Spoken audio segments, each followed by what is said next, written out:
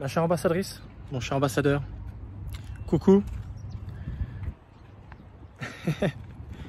Le soleil en pleine face, ça fait du bien. Ça fait du bien ces derniers temps, la température commence à descendre un petit peu et je te cache pas que lorsque le soleil se pointe, j'en profite un petit peu. Je voudrais faire une capsule sur la vie de couple. Comment expliquer que le plus grand piège dans lequel nous sommes tous tombés sans exception, c'est la vie de couple, la vie conjugale. Pourquoi un tel titre percutant? Parce que tout simplement, beaucoup vont être tristes de ne pas être en couple. Beaucoup vont être tristes d'être en couple et de vouloir récupérer leur célibat. La vie de couple est beaucoup décriée depuis au moins une vingtaine, trentaine d'années. C'est quelque chose qui est énormément envié, mais en même temps quelque chose qui fait énormément peur à ceux et celles qui veulent s'y adonner. Alors je ne sais pas dans quelle situation toi-même tu te trouves par rapport à cela, mais je ne te cache pas que beaucoup de personnes aimeraient vivre, aimeraient réussir leur vie de couple, mais beaucoup ont peur de s'engager. Beaucoup également sont ceux et celles qui ne veulent pas s'y essayer parce que ils ont des croyances propres à elles, ces personnes. Elles ont certainement eu un mauvais exemple devant eux. Tout simplement, ils sont le fruit eux-mêmes de cette mauvaise expérience. Malheureusement, c'est comme ça. Alors, le but de cette capsule, c'est d'essayer de t'expliquer pour quelles raisons se mettre en couple est le plus grand piège relationnel dans lequel nous sommes tous tombés. Mais avant de te donner les arguments qui vont t'expliquer là où je veux en venir, si jamais tu es concerné par une vie de couple qui t'a beaucoup déçu, ou si jamais tu es concerné par une vie de couple que tu aimerais tellement vivre, eh bien tu es sur la bonne vidéo. Je t'invite à la regarder jusqu'au bout, mais de ne surtout pas oublier de cliquer sur mon quiz et d'essayer d'y répondre, parce que si jamais tu es déçu par la vie de couple, parce que tu es tombé avec un pervers narcissique ou une perverse narcissique, sache qu'il y a des solutions. C'est ce que je propose dans mes accompagnements, mais peut-être que tu n'es pas encore prêt, prête à aller dans ce sens. C'est quelque chose qui t'effraie, et justement ce quiz est là pour essayer de t'enlever toutes ces peurs, pour t'aider à trouver une solution et savoir quelle est la meilleure solution pour toi dans ta situation, pour te mettre en mouvement. Si jamais tu sais déjà que c'est cela qu'il faut que tu fasses, te mettre en mouvement, faire quelque chose pour pouvoir te sortir d'affaire parce que ça ne peut plus durer, je propose également une masterclass 2.0 qui te permet de connaître un petit peu la méthode que j'utilise, la biosyntho-résonance. Ces derniers temps, dans mes dernières vidéos, j'ai beaucoup expliqué ce qu'était la biosyntho-résonance. Donc je t'invite fortement, si tu ne connais pas cette méthode éprouvée, avec laquelle j'ai beaucoup de résultats, eh bien, d'aller regarder les 2 vidéos qui en parlent le mieux, ne pas hésiter à aller sur mon site professionnel et également mon site de marketeur qui te permet de connaître exactement qu'est-ce que la biosyntho-résonance et bien sûr les témoignages et les résultats que je peux avoir et que je pourrais avoir si jamais tu mettais ta vie sentimentale, ta vie conjugale entre mes mains. Voilà, ceci étant dit, on va essayer de répondre à cette question épineuse. Qu'est-ce qui fait que tous, autant que nous sommes, eh bien, nous nous sommes fait avoir par le piège de la vie conjugale, de la vie de couple. On regarde cela toujours comme quelque chose, comme un aboutissement ou un élément agréable qui nous permet de faire des choses et d'être reconnus sur le plan social, sur le plan du statut social. Le but de se mettre en couple, c'est de construire le nous. Voilà le but de la vie de couple. Mais ça peut être parfois vécu comme une porte de sortie. Avant d'être en couple, on a une vie de célibataire ou une vie où on vivote d'un amoureux, d'une amoureuse à l'autre. Si tant est qu'on a des sentiments, ça ne marche pas tout à fait et on s'imagine toujours la vie de couple d'une certaine façon. On imagine, on idéalise la vie de couple assez souvent. Et c'est une chose qu'on fait tous, c'est une erreur qu'on fait tous, de s'imaginer la vie de couple d'une certaine façon. Alors, si jamais on a eu des mauvais exemples devant soi, pire encore, on a tendance à essayer de le mettre sur un pied d'idéalisation, je dirais pas un piédestal, mais sur un pied tel qu'on estime que ça devrait être. Et c'est souvent à cause de cela eh bien, qu'on se trompe énormément. Parce que ceux qui vivent leur vie célibataire ou en couple, mais c'est pas vraiment quelque chose qui accroche et qui ont tendance à idéaliser la vie de couple, souvent ils vont prendre leur idéal comme un moyen justement de quitter leur condition qui n'est pas terrible. Si jamais tu es un adolescent, eh bien tu vas quitter on va dire le foyer restrictif parental en espérant, en voulant vivre quelque chose de meilleur parce que tu n'en peux tout simplement plus des restrictions, des règles, de l'ambiance, voilà, de la présence de l'énergie de ton père ou de ta mère ou des deux mélangés, où tu as l'impression que tu ne peux pas vivre tel que tu aimerais, tel que tu voudrais. Si déjà tu pars sur cette base, eh bien tu as tout faux. Et je vais expliquer pour quelle raison. Il y a également un avantage féminin, le fait de se mettre en couple. Souvent, l'homme, dans l'inconscient collectif, assume la structure sociale. Il sait pertinemment qu'une femme a besoin de ceci et de cela. Donc, rares sont les hommes qui vont faire la cour à une femme, qui vont proposer de se mettre en ménage avec une femme, s'il n'a pas le minimum requis, c'est-à-dire un salaire, une maison, de quoi l'entretenir et de quoi faire en sorte qu'elle ait tout ce dont elle a besoin. L'homme le sait pertinemment. Mais du coup, ce qui a comme pour avantage concernant la femme, ben de ne pas être ou de ne pas se sentir obligé d'œuvrer pour ce statut social. C'est-à-dire que avant même de se mettre en ménage avec l'homme, la structure sociale est présente. Et souvent, elle vient et elle profite de cette situation-là. L'homme ne va pas lui dire, bah, écoute, on se met en ménage, mais à condition que tu aies un travail et que tu apportes au moins 1500, 2000 euros tous les mois. Ça ne se fait pas comme ça. Et rares sont les fois, alors peut-être qu'il y a des hommes qui le font, mais rares sont les fois lorsqu'un homme fait la cour à une femme et qu'il voudrait tout simplement entamer une vie conjugale avec une femme, qui lui impose cette chose. Souvent, c'est lui qui apporte cette manne sociale. Et la femme, justement, elle utilise cela comme un critère pour dire oui ou non par rapport à l'homme. Voilà.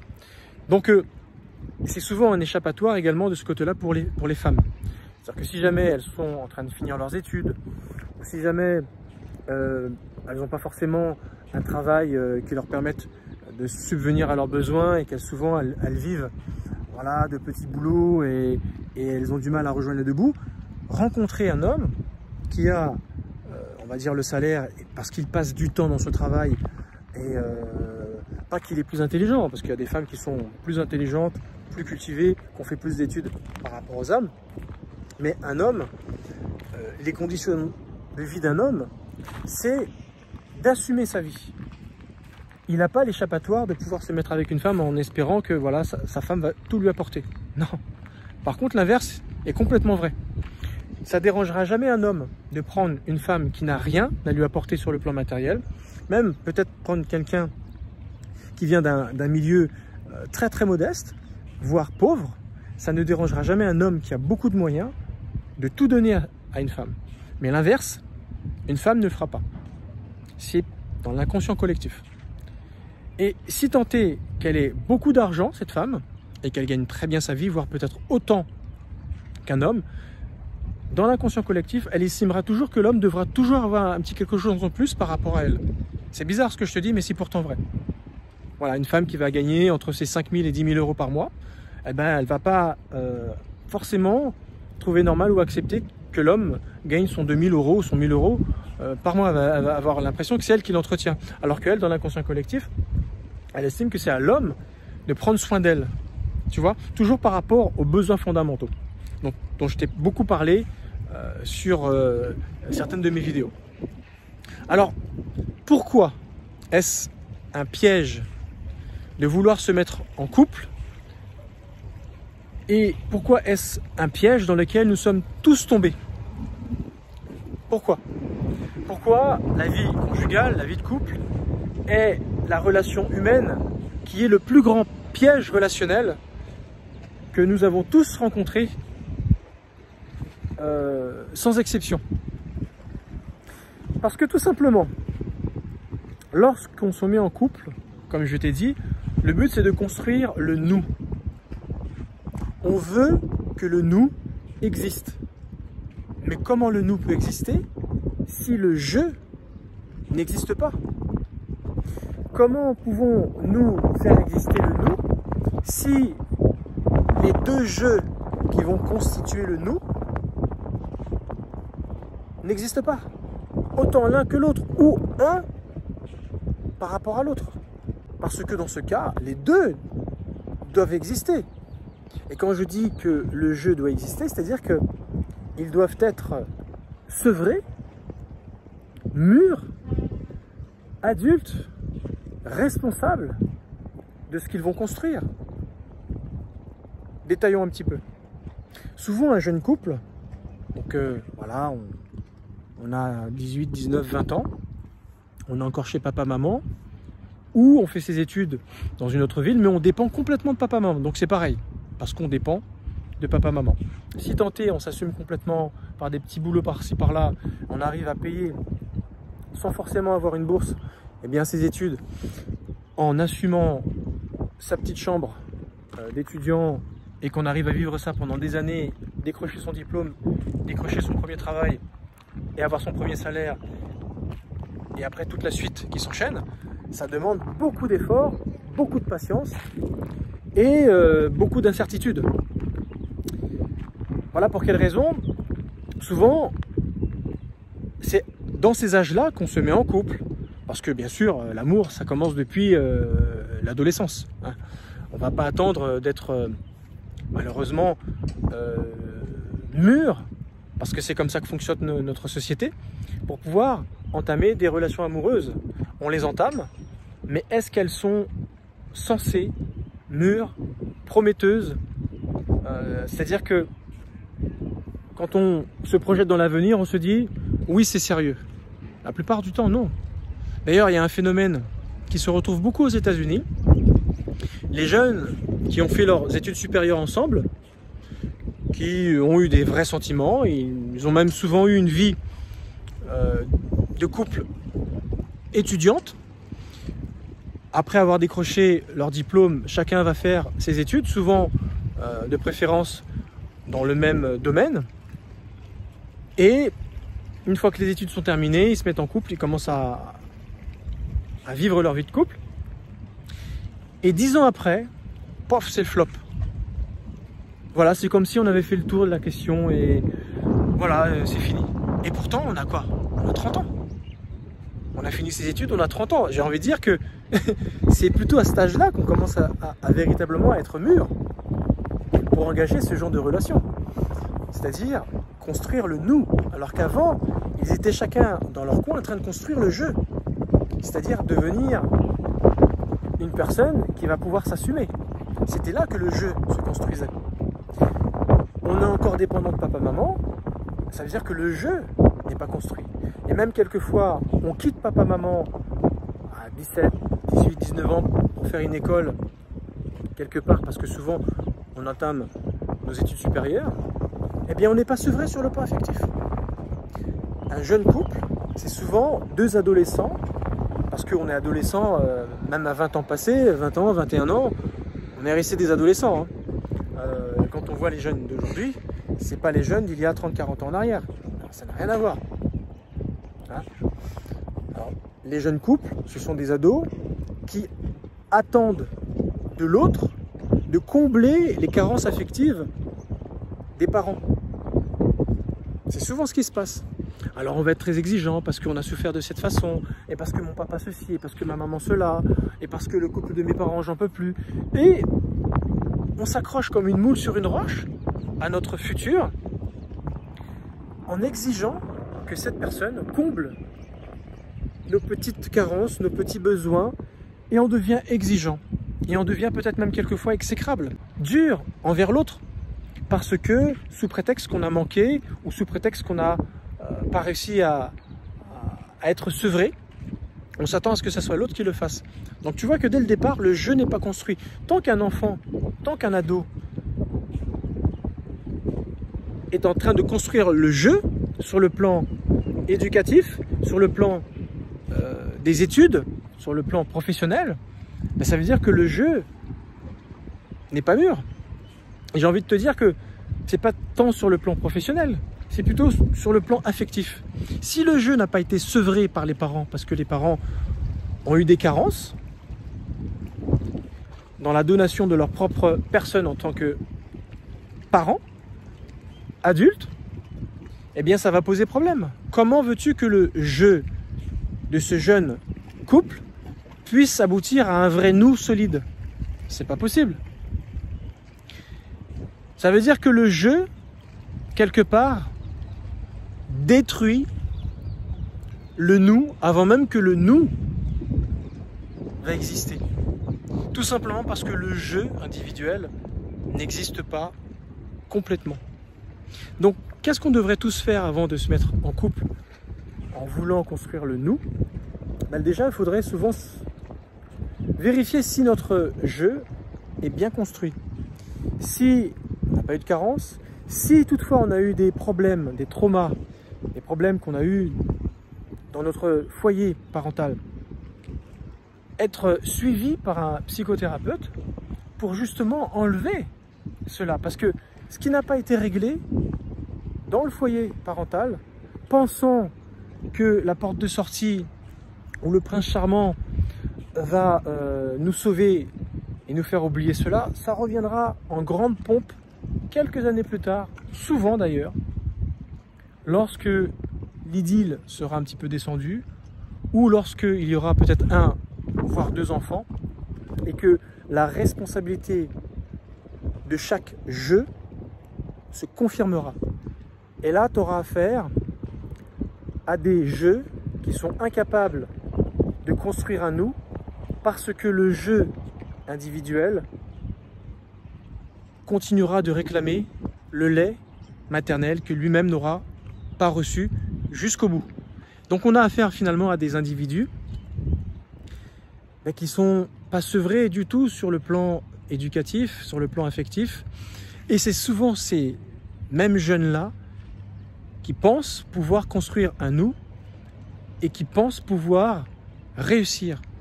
Mais si le je n'existe pas, le nous n'existera pas. C'est évident.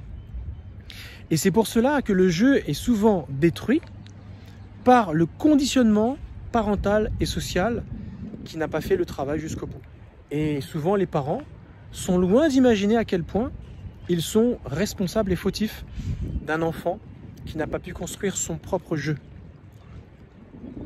Alors du coup, comment construire le nous si le je n'est pas sevré sur le plan affectif.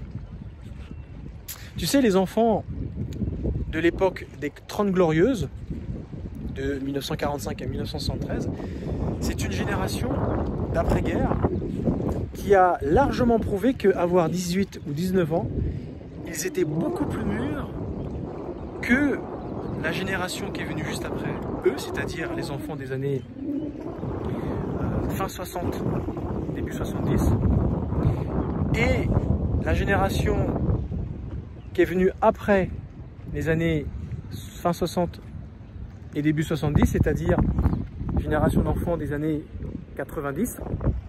Et plus ça va, plus ces générations qui viennent, sur le plan de la maturité pour construire le nous, c'est vraiment la décadence. Il y a un manque de maturité, tout simplement parce que, c'est bien pour cette raison que je t'ai dit les 30 Glorieuses. Il y a eu un boom économique de production qui fait que ces générations qui ont suivi l'après-guerre ont quasiment tout obtenu sur le plan matériel. Et les générations d'après-guerre, eux, ont vécu, soit en tant que jeunes enfants, soit en tant que nourrissons, le manque. Ce qui fait que dans la mentalité des parents qu'ils ont eu, certes, il n'y avait pas beaucoup d'affectifs, mais au niveau des valeurs morales, c'était carré. Et les valeurs pour construire le nous, parce que le nous avait vraiment un sens, on va dire, pour s'en sortir, pour exister. C'était plus quelque chose pour construire, parce que la vie seule est difficile. Et la vie qui avait été subie pendant cette période de guerre l'avait prouvé, que l'union faisait la force, les valeurs du couple, les valeurs de la réussite conjugale, fait que non, on a besoin, et à cette époque, bien sûr, les valeurs spirituelles, je veux dire par la religieuse, étaient encore beaucoup respectées. Alors d'aujourd'hui, ça n'a plus rien à voir. C'est toutes ces petites choses qui font les grandes différences entre l'ancienne génération, qui a aujourd'hui 70-80 ans, qui regarde leur progéniture et la progéniture de leur progéniture en se disant « Mon Dieu, mon Dieu ». Ils n'ont peut-être pas réussi, cette génération passée, ils n'ont peut-être pas réussi à démontrer l'affectif, et c'est peut-être là le défaut, mais ils avaient quand même des valeurs pour construire un nous jusqu'au bout. Alors que les générations d'aujourd'hui ont tout eu sur le plan matériel, mais par contre, ils ne sont pas du tout sevrés sur le plan affectif, malheureusement. Et ils n'ont pas le bagou, ils n'ont pas la force et la maturité telle qu'avaient leurs grands-parents pour construire un nous de valeur. Voilà ce que je voulais partager avec toi. Donc, est-ce un piège, finalement, de se mettre en couple à l'heure d'aujourd'hui?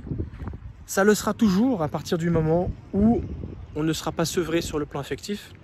Si, avant de vouloir se mettre en couple pour créer un nous, on ne s'est pas arrangé pour savoir si soi-même, en tant que je, on était libéré de son passé, libéré de ses traumas, et que notre jeu soit solide. Si le jeu n'est pas solide, le nous ne peut pas exister. Voilà, ça sera mon dernier mot, Jean-Pierre, sur ce sujet, sur cette capsule.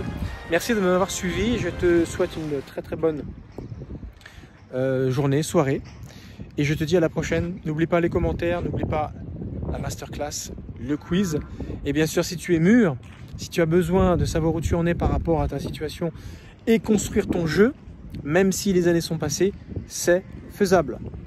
Et ne crois pas qu'il y a un temps limité pour construire son jeu. Il n'y a pas d'âge pour tomber amoureux, il n'y a pas d'âge pour faire des folies de son corps, même si on pourra plus faire les calipettes que lorsqu'on était jeune. Mais il n'y a pas d'âge pour être heureux, heureuse. Et si ça doit se passer à 70 ans, ben, pourquoi pas, hein? Il n'y a pas d'âge pour trouver la bonne personne. L'avantage, c'est que souvent, avec le temps, on a appris, malgré nous, à reconnaître quel était notre jeu et à lui donner ce dont il avait besoin pour exister et pour pouvoir se construire véritablement. Ça sera les mots de la fin, je te dis à la prochaine vidéo. Ciao!